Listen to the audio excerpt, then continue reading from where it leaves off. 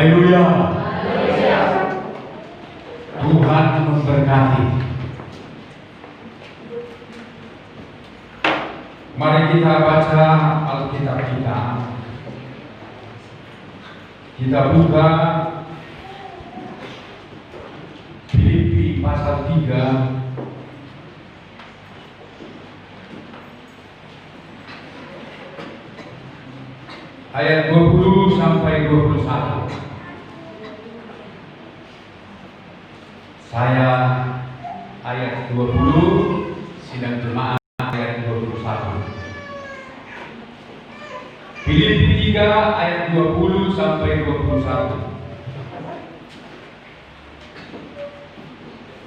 Karena kewargaan kita adalah di dalam sorga, dan dari situ juga kita menantikan Tuhan Yesus Kristus sebagai Juru Selamat, yang akan mengubah tubuh kita yang hina ini sehingga serupa dengan tubuhnya yang mulia menurut kuasa-Nya yang akan berkuasa segala sesuatu yang ada di dirinya. Amin.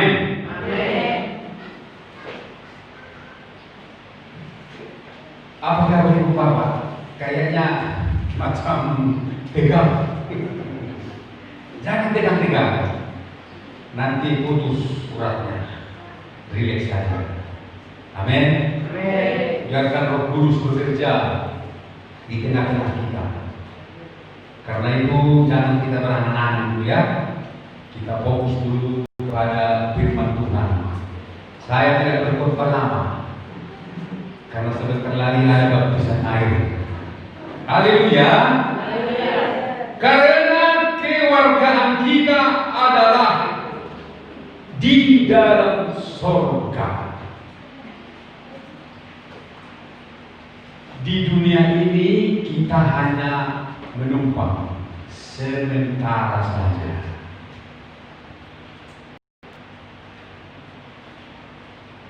Tujuan hidup kita adalah ke sorga.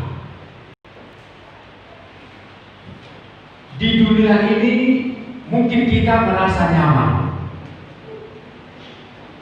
mungkin juga ada yang merasa tidak nyaman. Bagi yang merasa nyaman, pengen lama-lama di dunia. Tapi bagi yang merasa tidak nyaman lagi, pengen cepat-cepat ke surga, pengen cepat-cepat Tuhan datang. Jadi ketahuilah Bapak Ibu Saudaraku, bahwa tujuan hidup kita bukanlah di dunia. Karena dunia ini bukanlah yang terbaik. Amin. Dunia ini bukanlah yang terbaik, sementara Tuhan menyediakan yang terbaik bagi kita. Surga adalah yang terbaik. Dunia hanya sementara, tempat persinggahan. Kita seperti musafir di dunia ini. Oleh karena itu kita tidak boleh mengasihi dunia ini.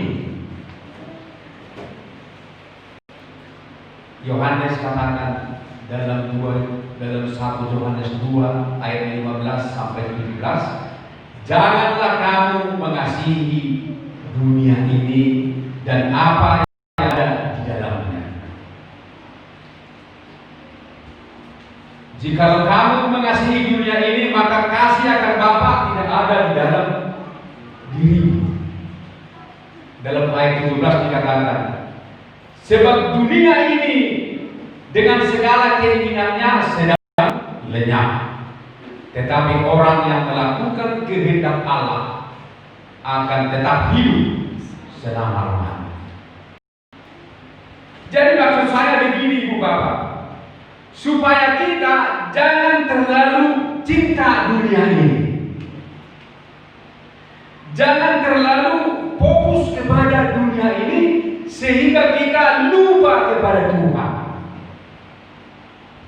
Mungkin di dunia ini kita punya banyak harta, mungkin punya banyak relasi, punya kedudukan, atau punya segala sesuatu yang kita butuhkan.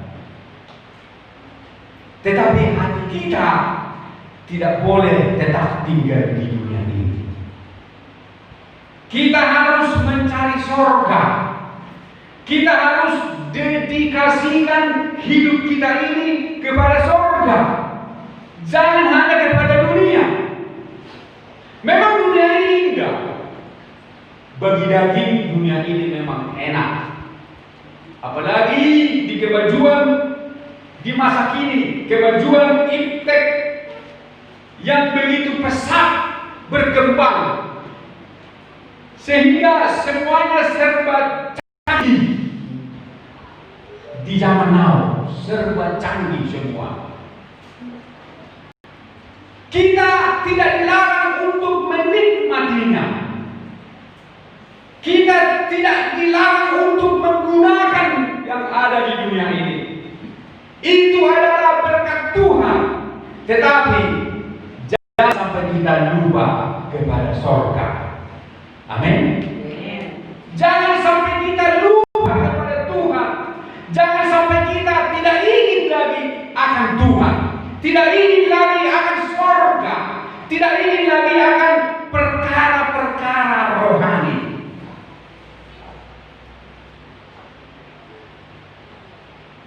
Saya percaya semua kita yang di sini mengingini surga.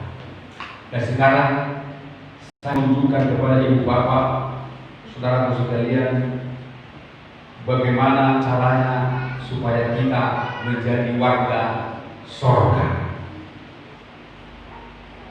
Mari kita baca dalam Matius pasal 28. Saya mengangkat ayat ini. Matius pasal 28 ayat 19 sampai 20. Karena itu pergilah, jadikanlah semua bangsa muridku, dan baptislah mereka dalam nama Bapa dan Anak dan Roh Kudus, dan ajarlah mereka melakukan segala sesuatu yang telah kuperintahkan kepadamu, dan ketahuilah aku menyertai kamu senantiasa sampai kepada akhir zaman. Haleluya. Di sini ada kita temukan beberapa poin yang akan membuat kita menjadi warga surga. Yang pertama, kita harus menjadi murid Kristus. Kita harus menjadi murid Yesus. Amin. Kita harus percaya kepada Dia dan mengikut Dia. Yang kedua, dibaptis.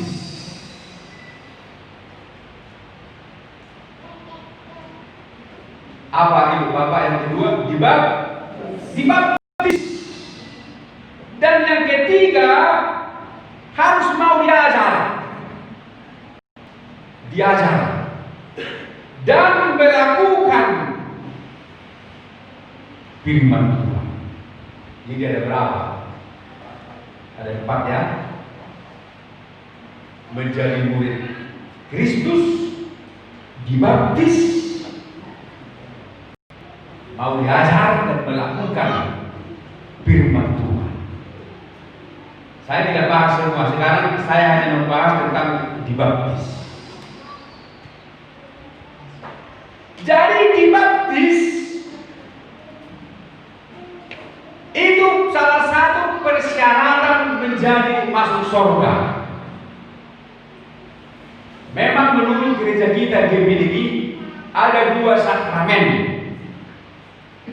yang harus kita lakukan sebagai persyaratan untuk masuk surga, yaitu baptisan air dan perjamuan kudus. Itu menurut gereja Pantekosta di Indonesia. Sakramen ini adalah acara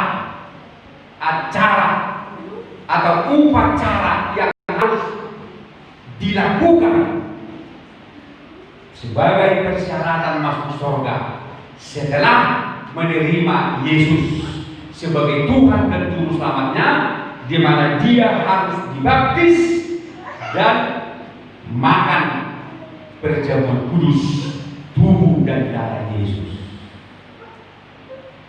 Selanjutnya ya beribadah dan melakukan firman Tuhan, tetapi hanya 2 sakramen. Jadi kalau kita lahir itu tidak sakramen, orang meninggal di gereja kita, pernikahan bukan sakramen. Sekarang dibaptis. Markus pasal 16 ayat 15 dikatakan begini. Markus pasal 16 ayat 15 sampai 16. Lalu Yesus atau dia, ini dia di sini adalah Yesus.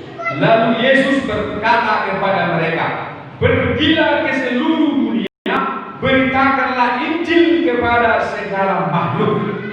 Siapa yang percaya dan dibaptis akan diselamatkan, tetapi siapa yang tidak percaya akan dihukum."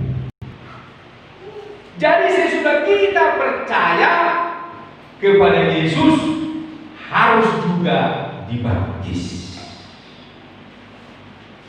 Haleluya. Harus dibaptis. Jadi baptisan itu adalah perintah. Perintah dari Yesus. Coba kita lihat Matius pasal 28, judulnya perintah untuk memberitakan Injil. Ya kan? Jadi memberitakan Injil juga adalah perintah. Membaptis dan dibaptis juga adalah perintah Tuhan yang harus kita laksanakan.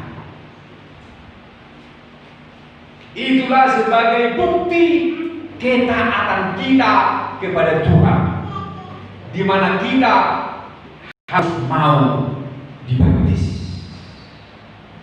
sebagai proklamasi bahwa kita telah menjadi milik Allah, milik Yesus, milik Kristus, di mana nama kita diterakan kepada nama Tuhan Yesus Kristus. Makanya kalau dalam pembaptisan nama yang dibaptis disebutkan, dan juga nama Tuhan Yesus Kristus juga disebutkan, sehingga nama kita dengan nama Tuhan Allah disatukan. Kita menjadi milik Yesus, milik Allah. Jadi baptisan itu menyelamatkan. Dalam Matius 3 ayat 7, ketika Yohanes Pembaptis membaptis di Sungai Yordan, banyaklah orang datang untuk dibaptis dari semua kalangan dan golongan. Ada orang kaya, ada orang miskin, ada pejabat, dan ada orang biasa datang. Maka Yohanes Pembaptis pun membaptiskan orang-orang ini. Tetapi ketika orang Farisi dan orang Saduki datang untuk dibaptis, Yohanes menolak mereka. Dalam Matius pasal 3 ayat 7 dikatakan di sana, saya baca saja. Tetapi waktu ia melihat banyak orang Farisi dan orang Saduki datang untuk dibaptis, berkatalah ia kepada mereka, "Hai kamu keturunan orang berludak, siapakah yang menyatakan kepada kamu bahwa kamu dapat melarikan diri dari murka yang akan datang?" Jadi rupanya baptisan air itu adalah meluputkan kita dari murka yang akan datang. Amin. Meluputkan kita, melepaskan kita, sehingga kita tidak akan mengalami murka Allah. Kenapa orang-orang Farisi dan orang Saduki ini tidak diterima oleh Yesus?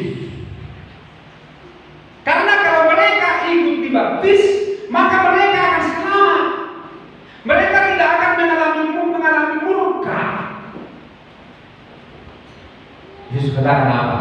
Karena mereka datang hanya untuk dibaptis tanpa bertobat.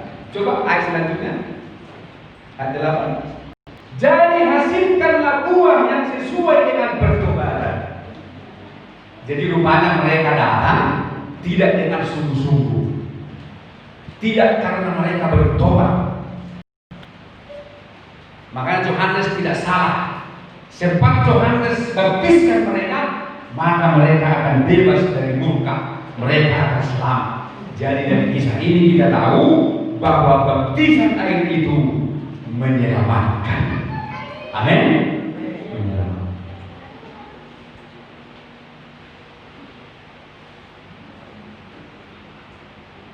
Baptisan air itu juga adalah untuk menggenapi kehendak Allah. Ketika Yesus datang kepada Yohanes Pembaptis untuk dibaptis, Yohanes Pembaptis mencegah dia, janganlah begitu Tuhan. Akulah yang seharusnya dibaptis. Tuhan tidak usah, Yohanes. Tetapi apa yang dikatakan oleh Yesus? Yesus katakan, biarlah, dalam Matius 3 ayat 15, biarlah hal itu terjadi, karena demikianlah sepatutnya kita menggenapkan seluruh kehendak Allah.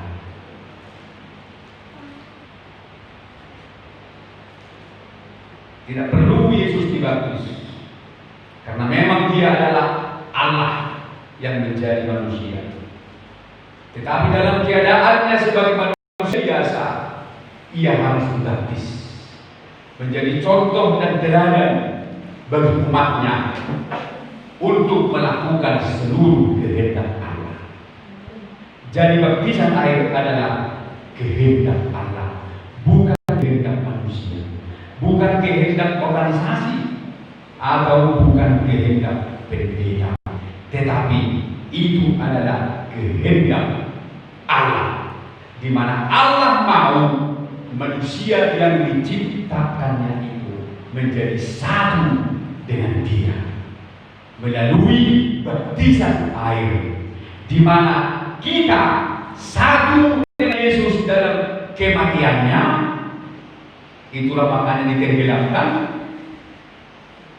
dan setelah kita ditenggelamkan lalu kita diangkat keluar dari air dan satu dengan Dia dalam kemuliaannya. Kita menjadi sama dengan Dia dalam kematiannya, dan juga kita akan menjadi sama dengan Dia dalam kemuliaannya kelak di Yerusalem baru. Amin. Jadi itu syaratnya. Sekarang siapa yang boleh dibaptis? Siapakah yang boleh dibaptis? Setiap orang yang percaya boleh dibaptis. Setiap orang yang sudah percaya dan bertobat boleh dibaptis. Apakah anak-anak boleh dibaptis? Sepanjang pengamatan saya di dalam Alkitab, tidak pernah para rasul membaptis anak-anak. Tidak pernah Petrus dan rekan-rekan membaptis anak-anak. Yesus pun tidak pernah membaptis anak-anak. Petrus hanya membaptis orang yang sudah percaya dan yang sudah bertobat. Dan orang-orang itu memberi diri mereka masing-masing untuk dibaptis. Nah, dalam Kisah Para Rasul 3 ayat 37, disinilah Petrus pertama sekali membaptis. Kisah Para Rasul 2 ayat 37, begini bunyinya. Ketika mereka mendengar hal itu, hati mereka sangat terharu. Lalu mereka bertanya kepada Petrus dan rasul-rasul yang lain, apakah yang harus kami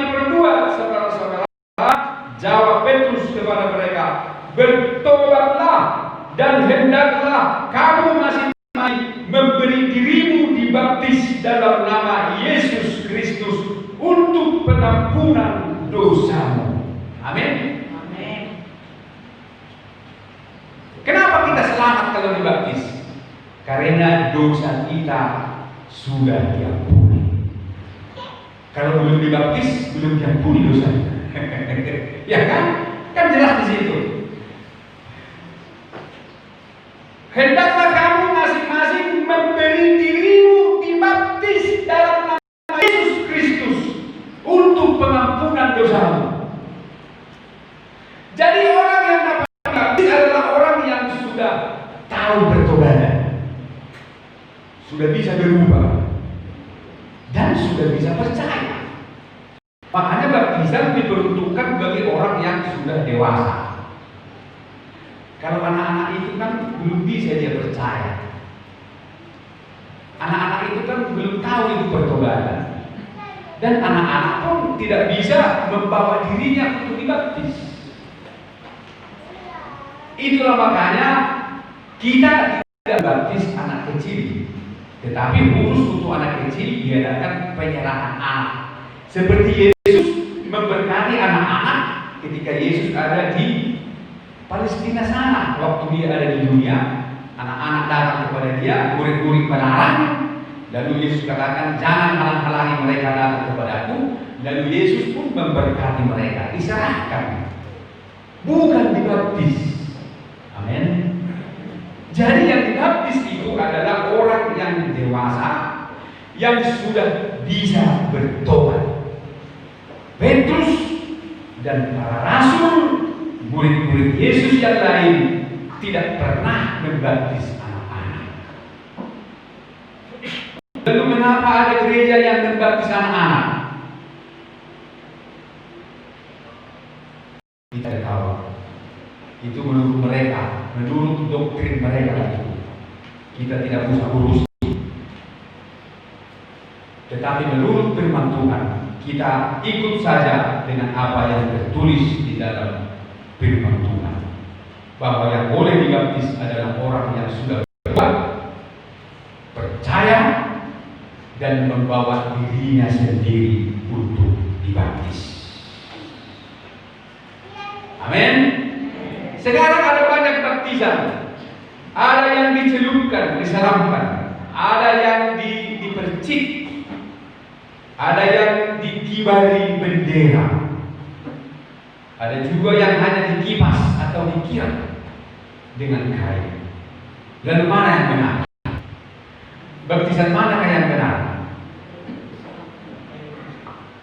Kalau kita katakan yang benar adalah yang diselamkan, itu menurut kita. Kalau menurut teman-teman kita yang lain, tidak. Tapi kalau kita melihat kepada Yesus, Yesus itu kan Tuhan kita, teladan kita. Yesus itu dibaptis dengan selam.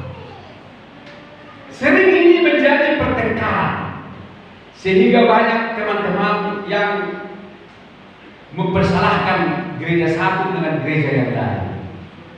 Bahkan ada yang mengejek, kalau memang harus sama seperti Yesus, pergilah kau dibaptis di Sungai Yordan katanya.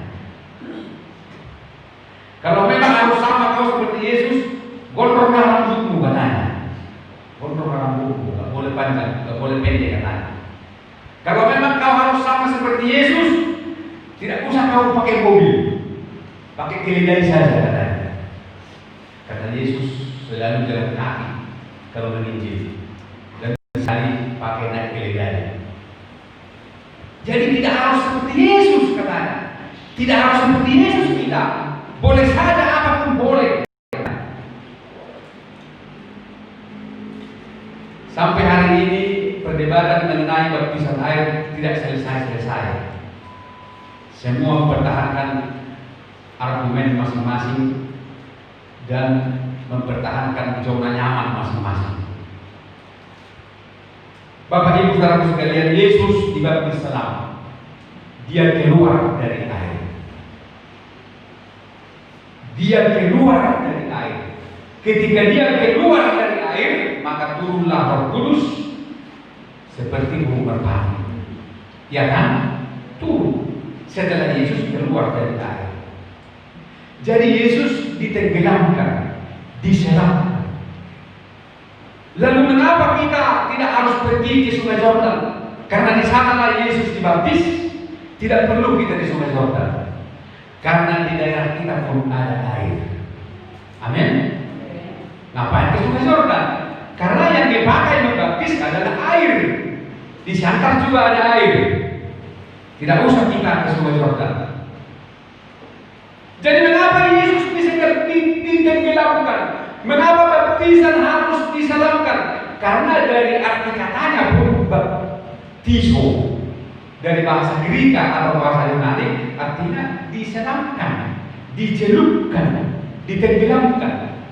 Baptiso, bapto atau baptisma, dari artinya kan. Jadi mana yang benar? Saudaraku, Tuhan, mari kita baca dulu Roma pasal 6. Saya memberi jawaban yang ini, Roma 6, supaya tidak ada perdebatan. Biarlah firman Tuhan yang menjawab. Roma 6 ayat 3 sampai 4. Atau tidak tahukah kamu bahwa kita semua yang telah dibaptis dalam Kristus telah dibaptis dalam kematiannya? Dengan demikian kita telah dikuburkan bersama-sama dengan Dia oleh baptisan dalam kematian, supaya sama seperti Kristus telah dibangkitkan dari antara orang mati oleh kemuliaan Bapa, demikian juga kita akan hidup dalam hidup yang baru. Satu lagi, Kolose pasal 2 ayat 11 dan 12. Dari sini nanti kita akan tahu mengapa diselamkan. Kolose 2 ayat 11 sampai 12. Begini bunyinya. Dalam Dia kamu telah disunat, bukan dengan sunat yang dilakukan oleh manusia, tetapi dengan sunat Kristus yang terdiri dari penanggalan akan tubuh yang berdosa. Karena dengan Dia kamu dikuburkan dalam baptisan, dan di dalam Dia kamu turut dibangkitkan juga oleh kepercayaanmu kepada kerja kuasa Allah yang telah membangkitkan Dia dari orang mati. Kita katakan amin. Jadi baptisan itu kan bahwa kita sedang dikuburkan ke dalam kematian Kristus. Kita sedang dikuburkan bersama-sama dengan Kristus dalam kematiannya. Jadi di sana ada kata kuburan, di mana segala keinginan daging, dosa-dosa itu dikubur. Terkuburlah segala dosa. Lalu bangkitlah kita dalam hidup yang baru. Jadi siapa yang ada di dalam Kristus, dia adalah ciptaan baru. Sesungguhnya yang lama sudah berlalu, yang baru sudah datang. Amin. Jadi ketika kita ditenggelamkan, segala dosa kita pun dikuburkan, dilenyapkan, mati. Kita mati terhadap dosa. Kita mati dan dikubur. Bukan badan kita yang mati, Ibu Bapak, tetapi kita mati terhadap dosa. Lalu kita bangkit dalam hidup yang baru tanpa dosa. Lahir baru, hidup baru bersama-sama dengan Kristus. Itulah sebabnya baptisan itu harus diselamkan, harus ditenggelamkan, harus dikuburkan. Apa Ibu Bapak pernah melihat ada orang mati tidak dikubur? Apakah ada orang mati tidak dikubur? Ada. Tapi menyebabkan apa? Bau busuk, akan menjadi bau dan mengganggu. Tetapi pada umumnya semua orang mati harus dikuburkan.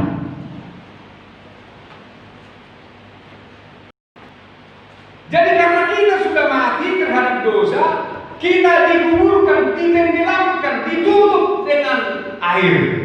Sama seperti orang mati ditutup dengan tanah.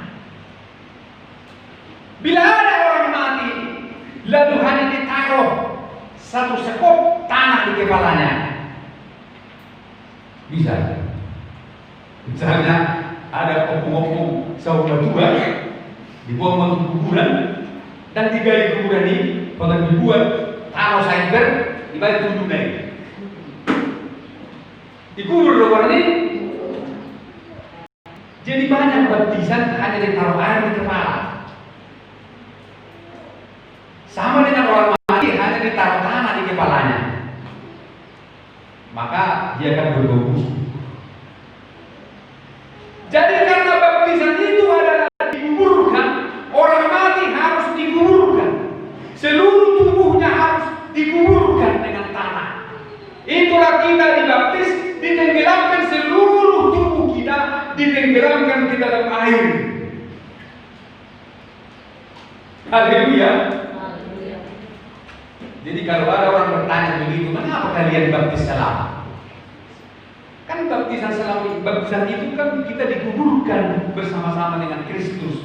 Kita dikuburkan dengan kematian Kristus. Adakah kau lihat orang mati dan dikubur? Bilang aja begini. Jadi kalau orang dibaptis hanya kepalanya ditaruh air, itu sama dengan orang mati hanya ditaruh tanah. Saya jemput di semajunna. Itulah artinya itu. Mereka tidak menyadari, mereka tidak membaca ayat ini bahwa baptisan adalah dikuburkan.